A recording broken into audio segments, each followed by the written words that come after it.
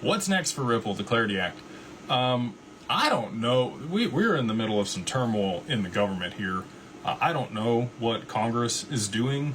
We had, Eleanor Terrick come out today and say that Senator Bozeman and a few other people have punted till the last week of January. And then a couple hours later, we had Democrats saying that they were marking up the bill to be able to, continue to push it forward this week on Thursday. I don't know. Could it happen? Could they mark it up Thursday? Sure. Could it be kicked out to the end of the month and then the government shut down, push it out even further? Absolutely. If we don't get a markup this Thursday on the Clarity Act, it's highly unlikely that we will see that bill passed really until Q3, Q4 at the earliest, potentially all the way till 2027 or maybe never, depending on how the Democrats, if they win the midterms, position themselves. Obviously, with the previous administration, there was Operation Choke Point, and digital assets were not in vogue. And anybody that was participating, in digital assets had problems.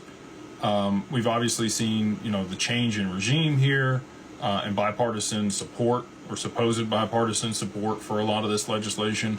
We did see the Genius Act passed last year for stablecoin, which I did call in 2025, and I did say that the Clarity Act would be pushed to 2026, and yet here we are, still not passed for the Clarity Act. So if they do punt this to the end of the month and they don't get the markup this week, and then they've got to focus on the government shutdown and funding.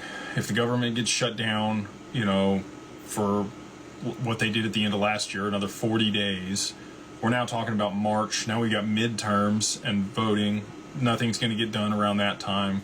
They're going to have to, pull everybody in, let everybody get situated again through Q2, and then it'll probably be Q3 before there's any more progress. And it sounds bleak, because, we all want regulation for this asset class, and we want the adoption, and we want all the wonderful things that, this administration kind of promised us. Charles Hoskinson coming in hot on Wolf of Wall Street the other day, talking about really kind of how disappointed he really is with the situation that we find ourselves in.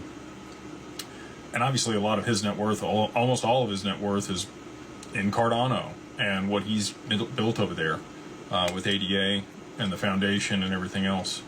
So, I think that XRP is uniquely positioned to really, it's got a moat right now. And I've talked about this before.